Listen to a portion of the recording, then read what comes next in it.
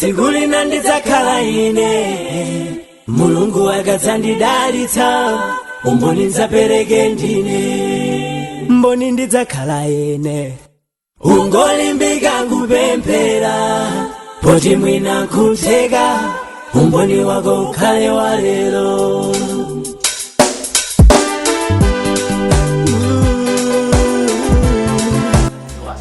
Program inamba kuthandiza mafunzo langa kutokera ku secondary mu 2012.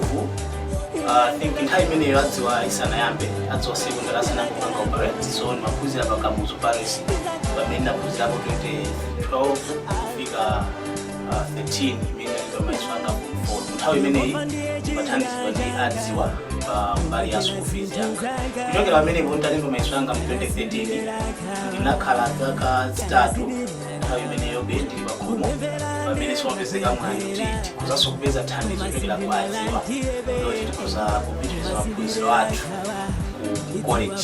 So nthawi imeneyi ndinali ndalembera kale ku Malawi Institute of Journalism imene ndinapezako mwayi wokaphunzira ndipo ndikufotokoza pano ndinapangapo kumene ku certificate kuchokera mu chaka cha 2017 kufika 2018 ndipo kuzafika chaka cha 2019 ndinamaliza ndi diploma. So kudzera munso imene ndalipeza pa kuchokera ku kumene ndapanga diploma yanga ku Malawi Institute of Journalism ndinakwanisako kutsekula company yanga imene ndikuitchula kuti it's communication and media firm. So ndimagwira ntchito ngati communication and media consultant imene ndimaitchula kuti Captain Media. Ndithu ndimapanga zojambula ma video, kupanga graphics and designing, photography, mapanga PowerPoint development, panga za consultancy ya communication ndi zinthu zina zambiri zimene media mapanga. Imene ili pa Facebook, mukhoza kuipeza pa Facebook ngopanga search Captain Media, ndikupanga like, ndipo ndikupezeka pa Instagram, pa Twitter ndi ma sites ena amene amafunikira zinthu zokhuza media.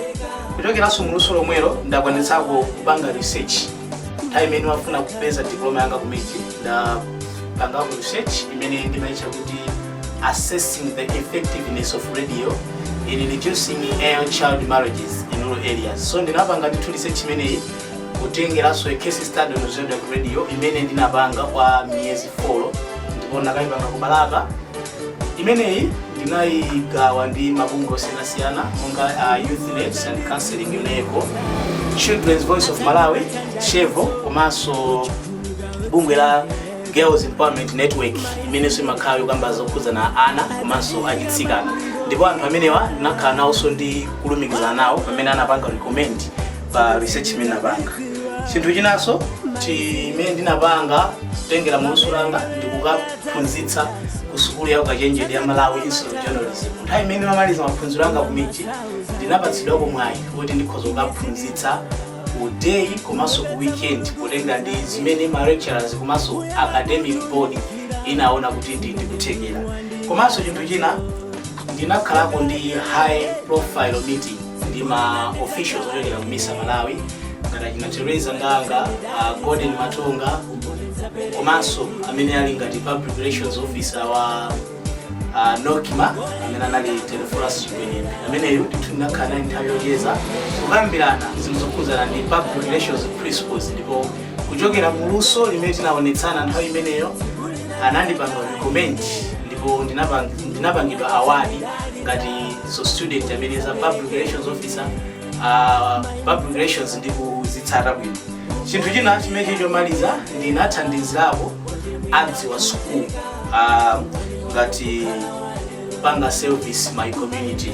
Nthawi imene ndimaliza school ndinali padziwa ngati assistant sponsorship coordinator ndipo nthawi imeneyi ndi nthawi imene ndimathandizira community ya adziwa phatikizapo anthu onse amene amakhala mu adziwa polumikizitsa zosowa zawo ndi office yathu ya sponsorship coordinator kuti ati kuti fotokozera mafuta amene akumana nawo ngati magadiani komanso ana ina school.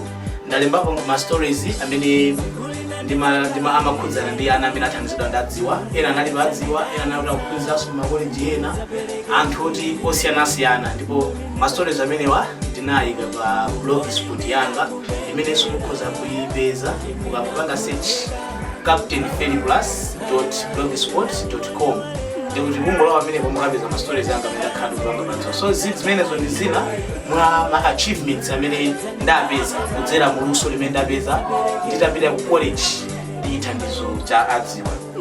Yeah, so ndikuthokoza kwambiri adziwa management yonse kudzera mwa sponsorship office pa zimene yandipangira makamaka kumbali maphunziro anga. Ndithokozeso management ya Capital City Baptist Church pa program yawo yothandizana pamene ine ndapindula.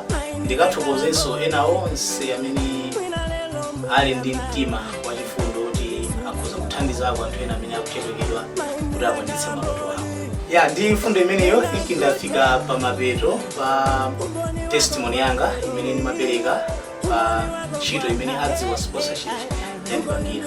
Ine Felix van Captain Oggess mukhoza kundipeza pa WhatsApp pa 092 28 17 714 092 28 17 714. Komanso pa Facebook mukhoza kundipeza kungopanga search Felix van Captain Oggess kapena mupanga search Captain Media mundipeza. Komanso pa email ndilipo pa captainfelix@gmail.com. Ndi mawu amenewo ndithokoze nonse amene maonera video imeneyi. Zikomo kwambiri mwakoma nonse. Mulungu atanditsitsimutsa atandipatsa ndalitso uchikumuka utse